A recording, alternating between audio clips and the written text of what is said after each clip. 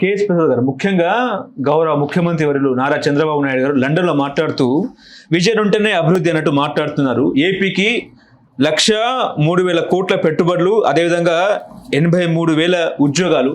మీరు ఇందాక చదివిన చిట్టాన్ని నేను ఇప్పుడు పెట్టుబడుల రూపంలో చదువుతాను. దాదాపుగా 22,976 కోట్లతో ఇండిచిప్ సెమీ కండక్టర్ ప్లాంటు, అదేవిధంగా 2,171 కోట్ల పెట్టుబడికి రహేజా ప్రతిపాదన, అల్లూరు జిల్లాలో నవయుగ పంప్డ్ స్టోరేజ్ ప్లాంట్ విస్తరణ, విజయనగరం మీ జిల్లాలో 8,570 కోట్లతో ఇంటిగ్రేటెడ్ స్టీల్ ప్లాంటు. ఇదంతా కూడా 7న SIPB ఆమోదం తర్వాత కేబినెట్ ముందుకు ప్రతిపాదనలు. ఏం చెప్తారు సార్, పెట్టుబడులు వస్తున్నాయి? చిప్ కంపెనీ చెప్పారు మీరు ఒకటి. నాకు రుచికొండ కొండల మీద, రెండో కొండల మీద, అన్నిటి మీద చిప్ కంపెనీలే ఉన్నాయి. ఆ CAA ఒప్పందాలకి ల్యాండ్లు కూడా అలొకేట్ చేసినవి ఉన్నాయి. ఇవి CAA సమ్మిట్లకి ఇన్విటేషన్లు సార్. ఇవి గతంలో మీకు 1,00,000 సార్లు చెప్పాను, మళ్ళీ చెప్తున్నాను కూడా. 19,50,000 కోట్ల పెట్టుబడులు సాధించిన చంద్రబాబు నాయుడు గారి గవర్నమెంట్. పెట్టుబడులకు ఒప్పందాలు. 13,50,000 కోట్లకి ఒప్పందాలు సాధించిన జగన్మోహన్ రెడ్డి. టోటల్గా మీకు 33 లక్షల కోట్ల ఒప్పందాలు జరిగిన ఆంధ్రప్రదేశ్. 14 నుంచి 19 దాకా 38,600 కోట్లు మాత్రమే గ్రౌండ్ అయ్యాయి. జగన్మోహన్ రెడ్డి గారి గవర్నమెంట్ టెన్యూర్లో 1,103 కోట్లు గ్రౌండ్ అయ్యాయి. టోటల్ ఎంతండి? 1,40,000 కోట్లు దగ్గర దగ్గర. మన టోటల్ ఒప్పందాలు ఎంతండి? 33 లక్షలు. 33 లక్షల కోట్ల ఒప్పందాలకు గాను 10 సంవత్సరాలు ఈ టెన్యూర్లో వీళ్ళు పెట్టిన CAA సమ్మిట్లు, 2 ప్రభుత్వాల సారాంశం 1,40,000 కోట్లు. ఎప్పటికి పూర్తి అవ్వాలి అది? ఇప్పుడు రేపు మళ్ళీ CAA సమ్మిట్లో ఇంకో 10 లక్షలు, 20 లక్షలు, లేదా 50 లక్షల పెట్టుబడులకు ఒప్పందాలు జరుగుతాయి. మీరు అన్నట్టు మిట్టల్ గారికి ఇక్కడ మీకు ఆల్రెడీ నేను మళ్ళీ చెప్తున్నా, ఈ ఒప్పందాల సారాంశం క్షేత్రస్థాయిలో మీకు ఎగ్జిక్యూషన్ అన్నది ఇంపార్టెంట్. ఇప్పుడు జిందాల్తో జరిగిన ఒప్పందాలు ఇప్పుడు కళ్ళ ముందే తరలిపోయింది. విజయనగరంలో ఎంతమందికి ఎంప్లాయ్మెంట్ లాస్ అయిందో తెలుసు, విజయనగరం, వైజాగ్, శ్రీకాకుళంలో. అలాగే ఇక్కడ జమ్మలమడుగులో వాళ్ళ ప్లాంట్ ఆగిపోయింది ఇప్పుడు ముందుకు వెళ్లకుండా. ఇప్పుడు మళ్ళీ మీరు లక్ష్మీ మెట్ల గారు వచ్చి ఇక్కడ మళ్ళీ దాంతో కొత్త ఒప్పందాలంటే ఇప్పుడు ముందు పోయి కత్తి వచ్చే డామ్ డామ్ డామ్ కదే చదువుకోవాలి మనం. జిందాలు పోయి మెట్టలు వచ్చే డామ్ డామ్ డామ్ అని పాటలు పాడాలి అంతే. ఒక్కొక్క ప్రభుత్వం ఒక్కొక్క విధానంలో ఒక్కొక్కరితో ఒప్పందాలతో లాస్ట్కి ఏమైంది అన్న దగ్గర గ్రౌండ్ ఎగ్జిక్యూట్. ఇప్పుడు రాసిమ్ అన్నది నేను మళ్ళీ ఎగ్జాంపులే చెప్తున్నాను. చంద్రబాబు గారి ఆయనలో ఒప్పందం జరిగింది, జగన్మోహన్ రెడ్డి గారి ఆయనలో అది పని మొదలెట్టారు, కంప్లీట్ చేశారు, ఇనాగ్రేషన్ జగన్మోహన్ రెడ్డి గారు చేశారు. ఎవడు ఆపాడు? ఎవరు కాదన్నారు. ఇప్పుడు మనకి కాల్ సెంటర్ HSBC ఉంది, వాళ్ళు 10 years 2 years 3 years ఎక్స్టెండ్ చేసుకుని ఉన్నారు. జగన్మోహన్ రెడ్డి గారి అది తరలిపోయి వెళ్ళిపోయింది. అదే కంపెనీలు తరలిపోతారంటే ఏం చేయాలి? తర్వాత ఇండస్ట్రియల్ ఇన్సెంటివ్లో జాకీ కంపెనీ ఏదో కడ్రర్ల కంపెనీ అని గోలాడతారు కదా. ఇండస్ట్రియల్ ఇన్సెంటివ్స్ ఉన్నప్పుడు మన దగ్గరికి కంపెనీలు పరిగెట్టుకొచ్చాయి. ఏది? ప్రత్యేక హోదా తీసేసి స్పెషల్ పర్పస్ వెహికల్ కన్నా ముందున్న ప్యాకేజ్ ఇచ్చానప్పుడు ఆ ప్యాకేజ్తో ఉన్న ఇండస్ట్రియల్ ఇన్సెంటివ్స్ తమిళనాడు ప్రజలకు ఎత్తుకెళ్ళిపోయిన తర్వాత ఎవడుంటాడు?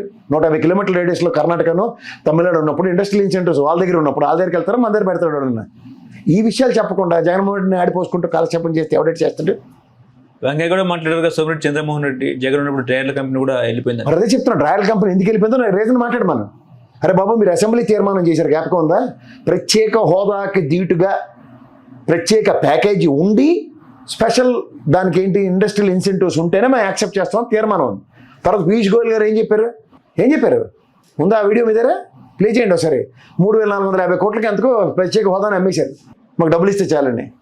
ఈసారి యూరియా కూడా అదే కదా, మాకు డబ్బులు ఇవ్వండి చాలా, ప్యాకేజ్ యూరియా అక్కర్లేదు అన్నారు. తీవ్ర సమస్యలు మనకే ఉన్నాయి నెత్తికి.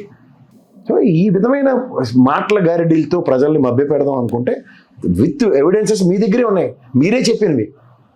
క్వాంటమ్ వ్యాలీ కూడా ఏపీకి గేమ్ చేంజర్ గా మారే అవకాశం ఉంది అన్నట్టు కూడా మాట్లాడుతున్నారు సార్. క్వాంటమ్ వ్యాలీలు, సిలికాన్ వ్యాలీలు, రహేజా మైండ్ స్పేసు, ఇవన్నీ ప్యారల్గా గ్రో అయ్యే వ్యవస్థలు. ఎప్పుడు గ్రో అవుతాయి?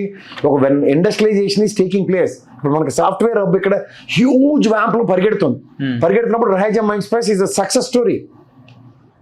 ప్రభుత్వ పరంగా హైటెక్ సిటీ కట్టింది, దానికి ప్యారల్గా Raheja mind space huge vacuum of employment క్రియేషన్కి వేదిక క్రియేట్ అయింది. అలాంటి వేదిక క్రియేట్ చేయడానికి మీ దగ్గర ఏముందని అడుగుతున్నాను. వాళ్ళు ప్రపంచం పొరుగందుకుని ఒక బ్రహ్మాండమైన సాఫ్ట్వేర్ రంగమో లేకపోతే ఇండస్ట్రియలైజేషన్ టువర్డ్స్ మీరు అన్నట్టు పెట్రోలియం కారిడారో ఇలాంటివన్నీ జరుగుతున్నాయి అనుకోండి, చెప్పచ్చు. ఆఖరికి పెట్రోలియం కారిడార్ కూడా నేను మన విశ్లేషణలో చెప్పాను. ఆన్ అండ్ అగ్రిగేట్ దానికి ROI ఏమో 5,400 కోట్లు కేంద్ర ప్రభుత్వానికి తిరిగి చెల్లించడానికి రెడీ అయిపోతున్నారు ఆంధ్రప్రదేశ్ ప్రభుత్వం 40 సంవత్సరాలకి. మనకి దేనికి అది ఇండస్ట్రియల్ కారిడార్ మన రాష్ట్ర ప్రభుత్వానికి రాష్ట్ర విభజనప్పుడు హక్కుగా వచ్చింది. ఏం చేస్తున్నాం మనం? జస్ట్ లైక్ మొన్న దీనికి ఇచ్చినట్టే, ఇది గూగుల్ ఇండస్ట్రీ మా ఆంధ్రప్రదేశ్లో విశాఖపట్నం చేయడానికి 22 కోట్ల ఇన్సెంటివ్ 2 డెకేడ్స్కి ఇచ్చినట్టే ఉంటుంది. మరి దాని విజన్ అంటే మరి నా దగ్గర అయితే ఆన్సర్ లేదు సార్. అంటే దేశంలో మొదటిసారిగా క్వాంటమ్ వ్యాలీ అమరావతికి వస్తుంది. అదేవిధంగా ఏంటంటే డేటా సెంటర్లు, రీసెర్చ్ ఇంక్యుబేటర్లు, టెక్ పార్కులను ప్రభుత్వం నిర్మించనుంది. అమెరికా, చైనా వంటి దేశాలతో అమరావతి పోటీ పడే అవకాశం ఉంది అన్నట్టు మాట్లాడుతున్నారు. సార్ ఉట్టికి ఎగరలేనమ్మా స్వర్గానికి ఎగురుతుందన్న సామెత ఉంటుంది సార్. ఇవాళ మీకు అమరావతి ఉన్న తీవ్రత, అమరావతిలో ఉన్న పరిస్థితులు అందరికీ తెలుసు. మొత్తం గ్లోబల్లో ఉన్న ఎన్ఆర్ఐ టాక్ అవుట్ నడుస్తుంది. ఏం మాట్లాడుకుంటారు వినమనండి ఒకసారి. వాళ్ళకే మద్దతు ఇచ్చి ఈసారి గెలిపించుకుని 164 స్థానాలకి రెసిప్రొకేటివ్గా అమరావతి పట్ల వాళ్ళు ఏ విధంగా చాటుకుంటారో ఒకసారి కనుక్కోమనండి ప్రజలకి. ఒపీనియన్ పోల్స్ తీసుకుంటారు కదా వాళ్ళు. సీరెడ్డి ఏం చెప్తారో చూద్దాం, వెయిట్ చేద్దాం. అక్కడ స్థానికంగా దానికి 3 రిజర్వాయర్లు కట్టాలి. నదీ పరివాహక ప్రాంతాన్ని మళ్లించి ఆ కొండవీటి వాక్కి 40 ఫీట్లు కెనాల్ తవ్వాలి. ఇంకాను సార్ అక్కడ ఏమీ తెలియదు అనుకుని అందరితో మాకు మభ్య పెడదాం అంటే ఎన్నాళ్ళు సార్ ఇది? శాశ్వత రాజధాని గజెట్ తేలేకపోతున్నాం ఈరోజు దాకా. మళ్ళీ చెప్తున్నాను, ఇండస్ట్రియలైజేషన్ జరగాలి, ఐటీ రంగం అభివృద్ధి చెందాలి అంటే ఇక్కడ ఉన్న ఓల్డ్ సిటీలో ఉన్న హైకోర్టు, సచివాలయం, లకడికపూర్లో ఉన్న సచివాలయం అండ్ ట్యాంక్ బండ్ మీద ఉన్న సచివాలయంలో ఉన్న అసెంబ్లీలు మన ఏమో ఆపలేపాయి. అవి కాదు అసలు చూసేది. మైక్రోసాఫ్ట్ వచ్చినప్పుడు ఆ సచివాలయం ఎక్కడ ఉంది, అసెంబ్లీ ఏముంది? ఇప్పుడు ఏమైనా కేసీఆర్ గారు కట్టినట్టుందా? ఆపగలిగారు. హైటెక్ సిటీ కట్టినప్పుడు చంద్రబాబు గారు ఎక్కడి నుంచి సచివాలయ వ్యవస్థ నుంచి పరిపాలించారు? డీ బ్లాక్ నుంచే కదా. అవును. అవి కాదండి, అవి కాదు. మాటలకి చేతలకి చాలా తేడా ఉంటుంది.